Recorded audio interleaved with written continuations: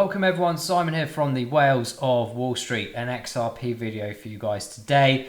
We'll go into a bit of the topic around this whole SEC situation that's been going on for a long time. Obviously some great news came out a few weeks back. We're also going to look at the BIS integration, or certainly as that partnership aspect has been delivered as well. We'll talk a bit more about the RTGS aspect of finance moving forward. We'll go into that in more detail too.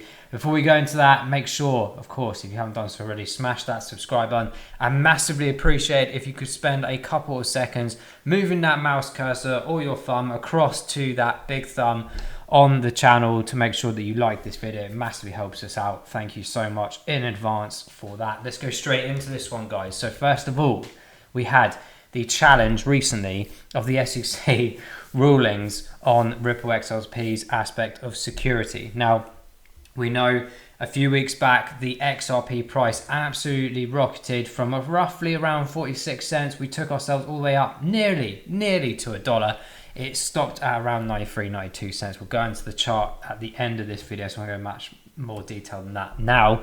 But of course, naturally, in most court cases, you do have a bit of flex in regards to trying to retaliate or argue the result of a court legal action such as this. And of course, the magnitude of it. The SEC has been left embarrassed, as we pretty much thought they would be, albeit it took a long time to get to this stage. The fact of the matter is the judge has given this ruling. I can't really see how it can go backwards from this, other than the fact that they maybe want to do some more money manipulation. Who knows? Of course, XRP has a huge future. There's a lot of YouTube videos out at the moment about what's the price point that XRP could get to, how is it going to be used. There's even some really interesting ones as to how much XRP can even be generated to accommodate the financial system moving forward, whether it be for the next 20, 50, 100 years remains to be seen. But it's certainly a giant technological advancement, that is for sure. But of course, this court case went on for a long time. We got some of those answers finally out in the open a few weeks back, and it was only really the SEC around the whole entire world that had an issue with XRP as a token, as a utility, as even a company and a project, which is a bit bizarre because so many banks in the US are already integrated with XRP's Ripple, as many banks around the world. It's quite crazy, really, especially, albeit, what happens with CBDCs and things is certainly something that will come into fruition. But even the CBDC side of things, there's 9 out of 10 banks in the world are now piloting or using this kind of system. It needs an answer to the cross-border aspect to it, which we'll come on to in a short second as well. And we know that XRP has a fundamental place in this whole entire space. It's absolutely phenomenal technologically wise. It's been going for a long time, and it's getting to that point now, guys, where we talked about the pathway to 2025, where this whole new system gets switched on. And to be fair, it does actually, the engine side of it gets switched on in 2024, but 2025 is the period of time where everyone's kind of on this system now, with the new compliance messaging compliance of ISO 222 in fruition as well. It's the timely manner of this. And when we did that interview with Lewis Jackson a few weeks back as well around Ripple, and certainly this case, the timing was so convenient with the UK here, the King's Ascent of trade finance being signed off as law using digitalization, but also utilization of cryptocurrency, stablecoins, digital currency in general being approved for use as well from the retailer as well as business side of things too. So it's all very convenient. And of course the American governments, etc., followed suit shortly after that, and I'm sure the rest of the world will come out with their own narratives as time goes by. So it's a really exciting time as an investor. For me personally, as a massive interest in the space and the technology of blockchain and cryptography, and certainly the new financial system that's coming, is absolutely staggering where we're at this point. And it's always one of those things. A few years back when we were talking about this over a multitude of videos, I made it clear I had no interest in the theatre production of the SEC Ripple lawsuit, other than the fact that I was just waiting to see what that price point would get to when it came about. If this isn't a bull cycle, it would be absolutely crazy. But it's done what it's done. It's still a fantastic rise that it had. But the awareness now is coming back into crypto slowly because the mass audience are hearing about all this stuff and realizing there's regulation coming, all these things, and it's really exciting. But to put on top of the cake, is the icing here. Ripple joining the BIS Cross-Border Payments Taskforce. Now, this is just absolutely lucrative in the sense that, of course, BIS is absolutely huge. For those that don't know, this is the Bank of International Settlements, BIS. And these guys are pretty much responsible for every kind of financial regulation, law that gets put in by the Royal Senate and the bills, etc. Certainly from the early stages, they don't implement the actual law. Obviously, that's the government and the King's responsibility here in the UK, and it's similar processes in other countries around the world. But the point being is that these guys are very heavily focused on things like the RTGS system. This is the remittance system, guys, that's replacing the current one that we've got. It's going to be utilizing the ISO 20022 messaging financial compliance. Standardization is the new ones, but also the integration of blockchain DLT technology moving forward.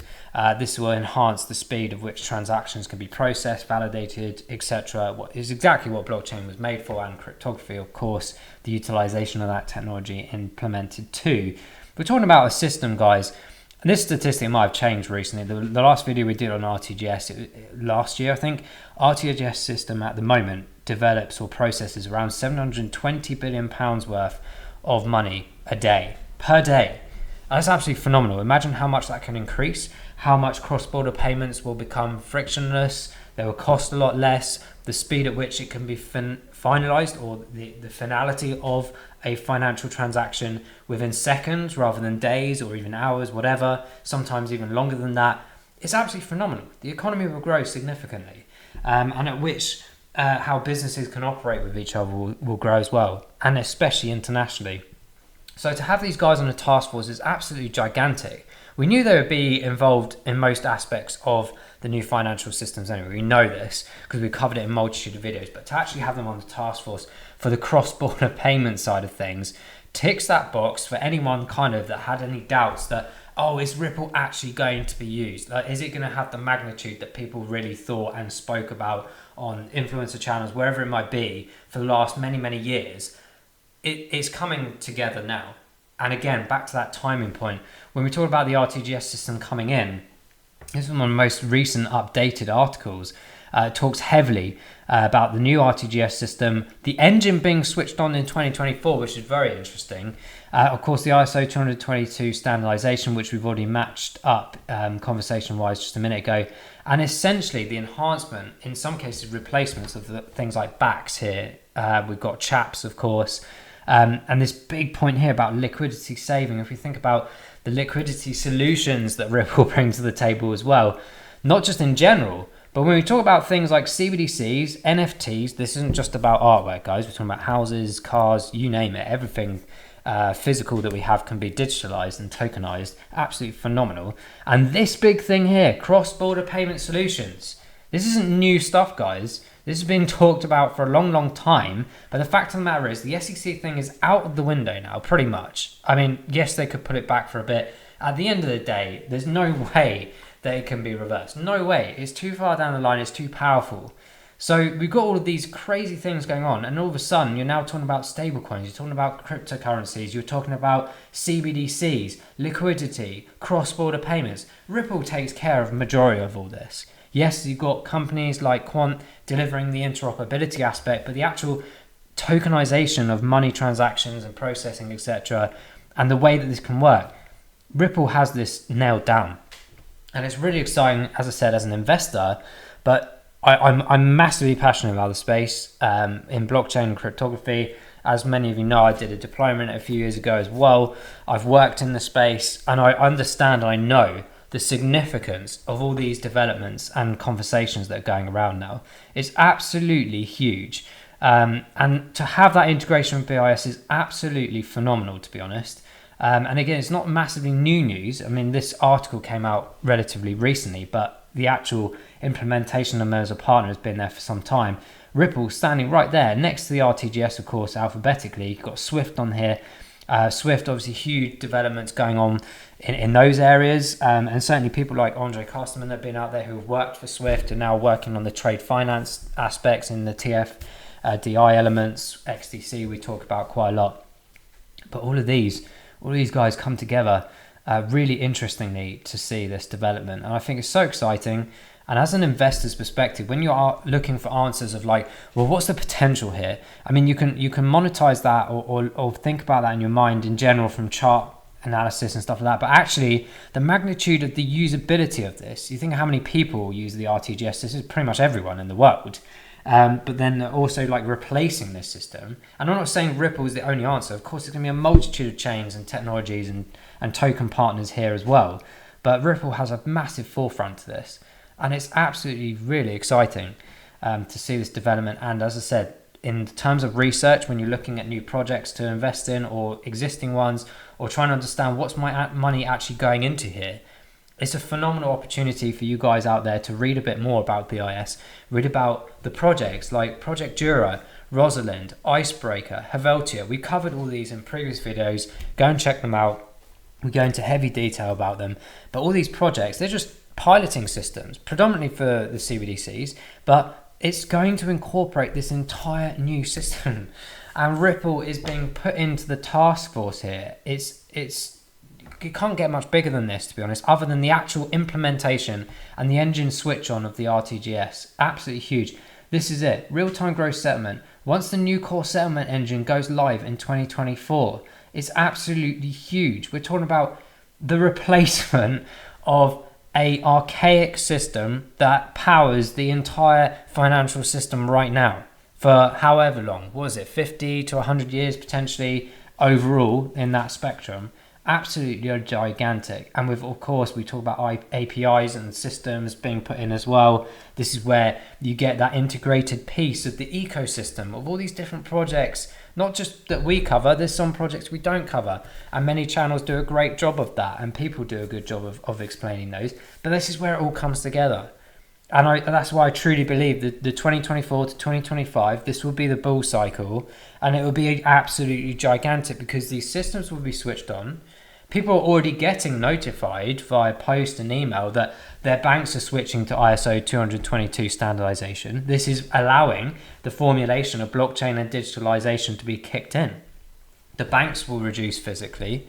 More and more apps, more new banks will come into fruition as well because they can just jump on board systems that are already built on layer ones, etc. in the crypto sphere. It's going to be gigantic. But as I said, the excitement from this aspect is, of course, Ripple's integration as a task force partner. And we know how this goes because, as you know, I go to a lot of the Digital Pound Foundation events. And I've met a couple of the people from Ripple anyway. But the head of technology, the Bank of England, Swift, you've got the heads of Ripple there. You've got the heads of, from like Electronium, Quant, etc. This is where it all builds. The narrative starts going into completion mode over this next year and a half, and it's absolutely phenomenal. The original date was November 2020. Well, actually it changed a few times, but the latest date was 2025, November 2025.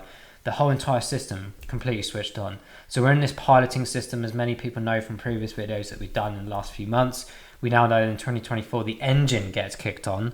This is like turning on the Kern, or whatever it's called, the CERN, CERN, the one that goes around Switzerland creating atoms and things. This is like that for the financial system. It's absolutely huge. But this is where it all comes together, guys, and that's why I'm so excited about it. So do your own research for sure, not just in Ripple. I'm talking about this whole entire new system, because once you start learning this, it becomes more apparent in your mind. Oh, I get it. I get where Ripple sits with this now, and I get how the XRP will really, as a token, be used. Just keep an eye on it, because the BIS, you can't really get much bigger than that in the financial industry. Other than like FIS, WorldPay, etc. They're obviously hugely involved anyway. But there's a really interesting agenda here. I'll leave that in the description below as well. But yeah, things are certainly creating ripples, excuse the pun, in the sphere of crypto, blockchain. And certainly will have massive fruition in the years to come for those price points in the chart. And on that point, guys, now we kind of covered those topics, let's jump into the chart to see where we are with XRP as a price point in the market. So of course, we had this massive tail up, as I said earlier, 46 cents all the way up to 92. And as expected, and as I kind of suggest, I'll tell you what, actually, something that blew my mind. I expected us to sort of, maybe dip out around the 60-70 cent mark. And I did say, well, these could be areas of interest to see some volatility. But it shot up to 92. But we have, to be fair, come back down to this area where I thought we would. And that's understandable. We're in a bear winter market. People are taking advantage of this. There's no question in my mind at some point we might see retaliation where this stabilizes and it starts rising up again, because you've got all these people that probably sold just before 90 cents and just above it, and probably had some orders like I did at $1 and it didn't hit, unfortunately. But there we go. Always happens. But you see these people, if you think about it and logically, you're going to see some really interesting opportunities. So if we're people buying around this big stable area that we had, to be fair, all the way from back here in March to across to around here in the 12th of July before that SEC announcement, maybe even you could count these areas, to be honest, but let's just say around here, taking it from that point to up here, that's a 95% increase, absolutely huge. But as an investor, you obviously tend to take, specifically if you're a short-term trader or someone that's been holding at that area, you kind of almost doubled your position nearly, right? Or if not, just above half a position. But then you've got the people on the way down. And that's why we had this bit of drop down here and a bit of retaliation. And if you think about it logically, as I said, it makes sense. You're going from that top area of around 90 odd cents all the way back down here to 28-30%. 25 to 20% is usually a good motion for short-term traders to be taking advantageous positions in terms of buying and selling. So that's kind of an obvious one to see happening. But then you see the upward trends and the downward trends in such short spike areas. But look at that. It's around that sort of 25% mark again, until we get to sort of some of those more recent areas where we saw that top level hit back down towards these current areas where we are. But again, roughly 20 to 25%. So this is what kind of happens here.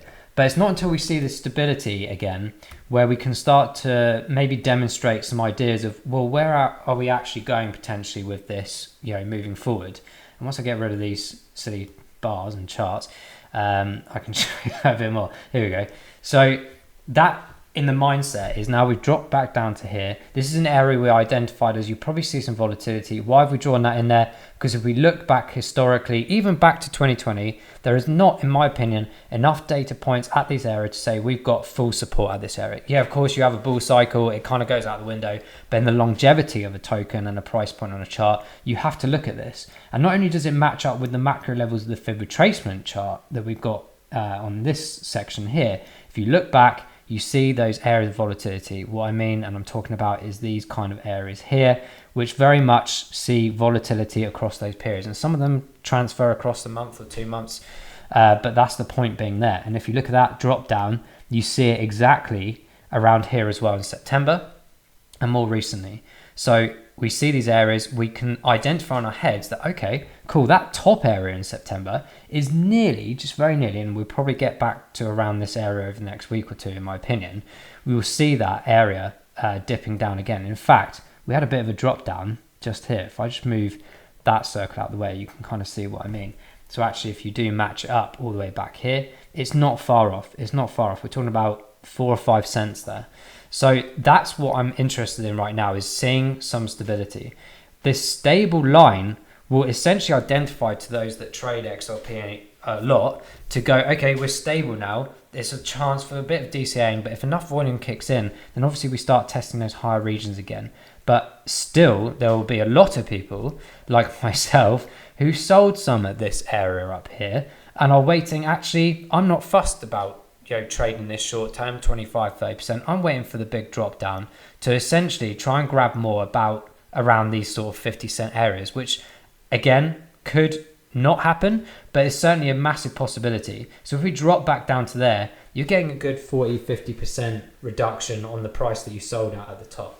This is how it works psychologically, guys. For those that don't know, I mean, there's many more professionals than I am for sure, but I'm just showing you what I look at, my representations in my mind of data, and certainly where and how I transition my limit orders and my buy and sell orders, which have worked for a number of years now.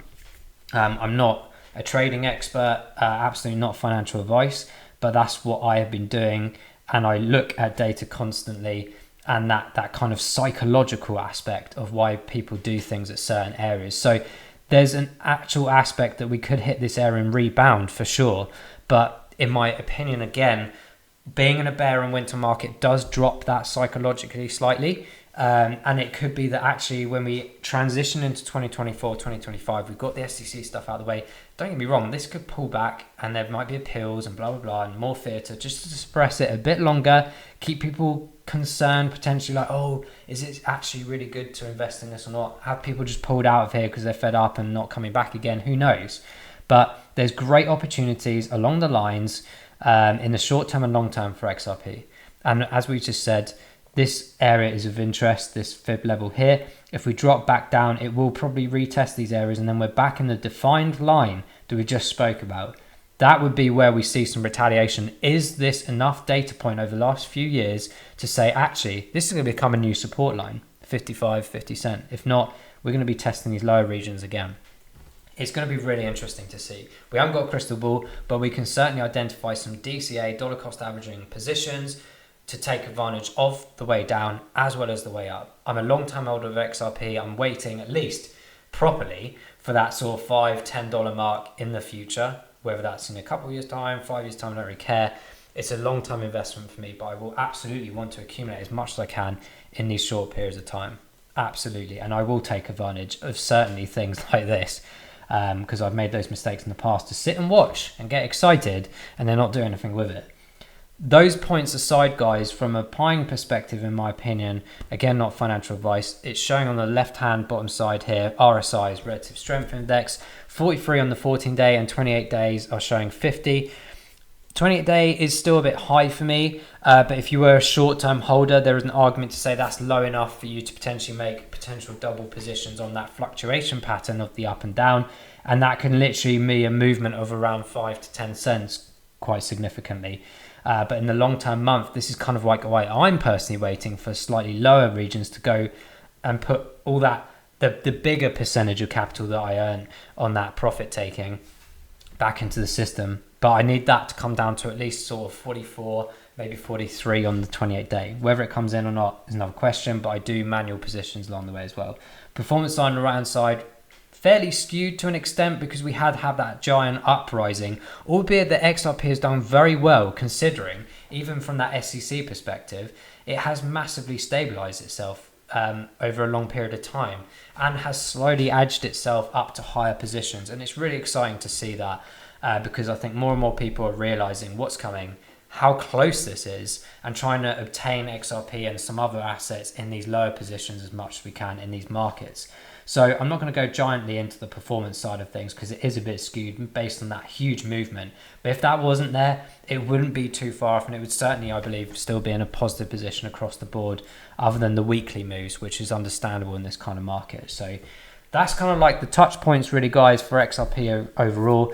It's an absolutely fascinating technology and project, huge team behind it. It's been around for a long time, but do your own research more so than ever before on the BIS, the RTGS system, and Ripple's integration with this, not just on the Taskforce side of things, but their implementation of technology. Please do that, guys, because the more you can learn, the more you understand it, and the more your investments become, more prominent in your mind as to why you're doing this, why you're here. Maybe not just to make money, but also to have an understanding of what's coming and plan your lives ahead as well. Guys, thank you so much for watching this video. We'll have a few more over the next weekend or so, but actually during this week, I'm going to be having a huge dedication to a lot of interviews with some really top projects and top people. I can't mention some of the names, but I think you're going to absolutely love them. I'm going to give a bit of a hint. One of them will be in the trade finance aspect of things, but we also got some lucrative contacts through Digital Pound Foundation that we're jumping on as well to talk about stablecoins, CBDCs, and cryptocurrency in general. Looking forward to those as we develop the channel further and we hit towards that 10,000 mark. Subscribe if you haven't done so, guys. Smash that like button. Thank you so much. We'll see you in the next video. Take care and bye-bye.